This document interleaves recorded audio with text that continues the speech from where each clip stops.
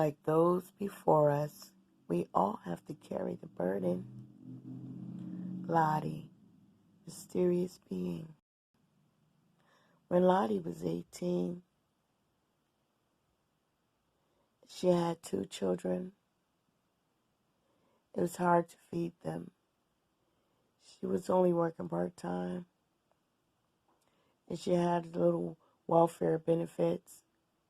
She really didn't want to have to be on welfare, but that was what she needed to do when she had the babies before she was supposed to, according to her plan. She had planned not to have any children until age 30 after she was a doctor and had a really great big mansion with everything in it. But since the plan had changed through nature, she had to work full part-time and be on a little welfare, general relief. $70 a month for food stamps, $359 a month for money, and whatever she could get on the side for babysitting. It had come down to just babysitting now because she was in the house instead of going out to work since she had the babies.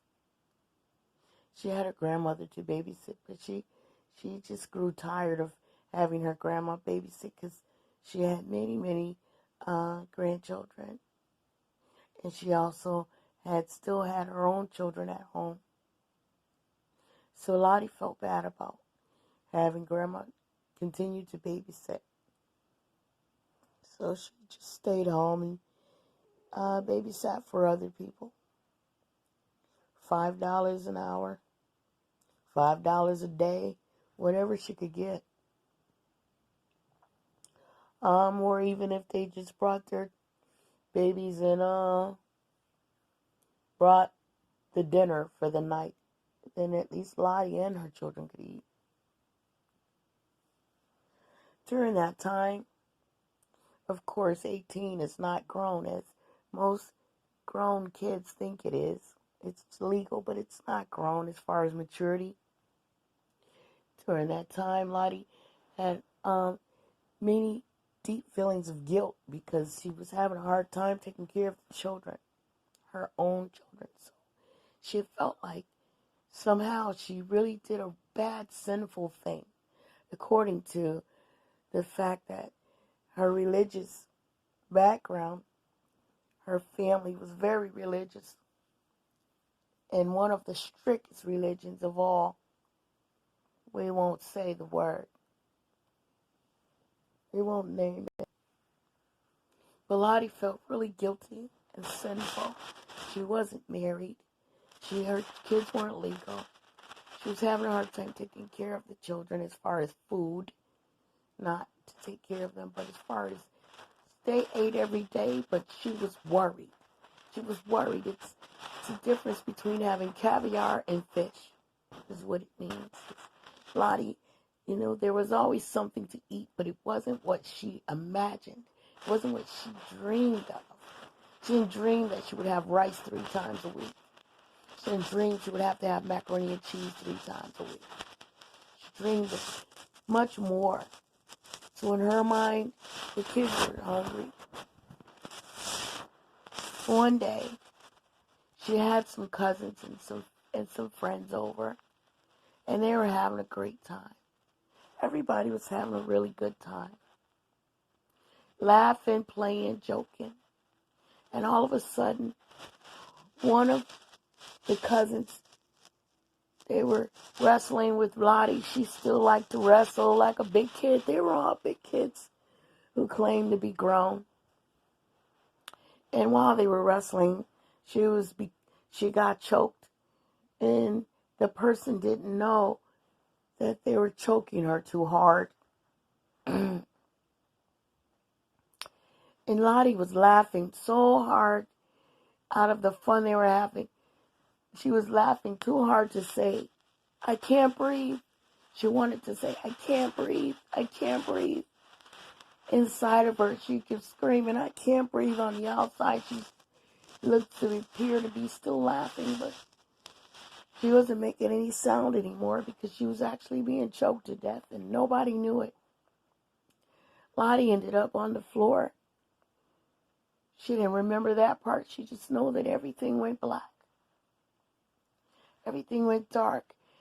And when her consciousness was aware, she was inside of a bright, bright light. Brighter than any light bulb. Different kind of light. Pure light. Full of love and happiness. And nothing but instrumental music. Beautiful music. Music that doesn't sound like any love songs or sad songs or anything like that, but just beautiful, like orchestra symphony music in between. Beautiful than that. So wonderful. She was being pulled up slowly as she danced around in the circle, going towards the left side of the circle, going up and up and up, and just feeling so much joy, and not remembering anything about this planet, not remembering any children, any problems, any relatives, any sickness, nothing, no bills, no sin, no right, no wrong, just love, pure and better and bigger than any love that could ever be felt on your best day on this planet. And suddenly, after what felt like only a few seconds, she felt a huge hand grab the center of her back gently and pull her down fast. So fast, shoom, like a vacuum sucking something up. It was pulling her down, shoom. And with that, she opens her eyes. She notices she's on the floor. She tries to lift her head. She has this enormous pain in her head. Like just something just smashed her head, her brain. And she lays back down because it's that bad. And in a few more minutes, she lifts her head slowly. She's like, oh, my head hurts. What happened? Everyone's backing away from her, trying to get away as fast as they can from her, screaming, you were dead. You were dead. We did everything. You've been dead for 45 minutes. You were not breathing. Your heart was not beating. You were not breathing. We slapped you. We shook you. We tried everything to get you up for 45 minutes. We were trying to figure out where to put your body. Because we were afraid to call the ambulance. They would blame us. They wouldn't believe us that it was an accident. And Lottie says, really? And she laughs. And she says, oh, I remember now. I remember now. The light. The light. There was a beautiful light. And she gets on her knees. And she puts her hands up and she screams, come back. Come and get me. Why did you leave me? Bring me back here. Come and get me off this planet. Why do you bring me back here? This is hell here. Oh no, this is the hell. It's here. Take me back. Bring me back. Can my kids come? Bring me back. She gets no answer, no response. And she sees no light. All she sees is the ceiling. And all these people who are afraid of her, screaming that she was dead. You were dead. Don't touch me. Don't come near me. Well, she's up now. I'm leaving. I gotta go home. I'm getting out of here. What's wrong with her? Why did she get up? She was dead. Nobody thought, oh, God brought her back. It's a miracle. It's really funny that nobody thought of that. and all of them were taught religion. All of them had been to church. All of them knew about miracles. All of them knew about the Almighty God.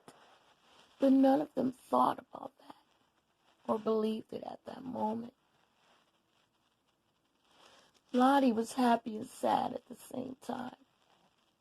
She was happy because she found out that what she had been taught was wrong and that she wasn't going to hell that day.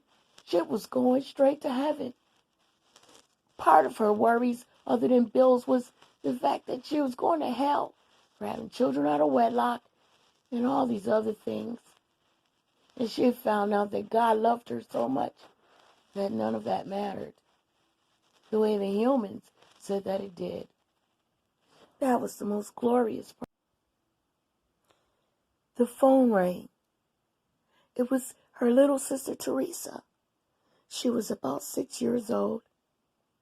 The other sister and brother were about 10 and 11. Lottie says, "What's the matter?" Her little sister Teresa says, Mommy, she's been screaming and crying. She was crying and screaming. She's not crying now, but she was crying for a long time. And the preacher came over and he prayed with Mommy, and he said he felt like he was going to have to go to her funeral.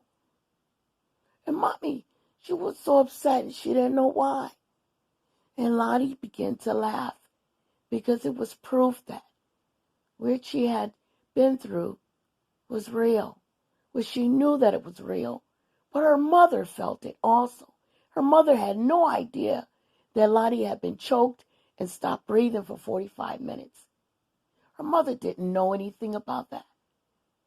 But yet, she felt it on the inside. And she broke down on the floor. It almost had a nervous breakdown, and her sisters and brothers were also feeling it. Something was horribly wrong. The pastor calmed Lottie's mother down and her sisters and brothers. And Lottie began to tell Teresa and her other sister and brother what happened, and to tell her mom about it. And then once the story was told, everybody understood. It was quite unbelievable, but believable when you had the faith and you know what you've been taught about miracles. And it's not even quite about religion. It's just something that really happened, that's been taught that it could always happen, that these things can happen. Because the Almighty, He made the planets. Of course, He can bring one little human back to life with no problem. It was a glorious night. It was glorious and sad at the same time when Lottie thought about how she almost lost her. She almost left here and for good and left her children behind. Peace, love, and light.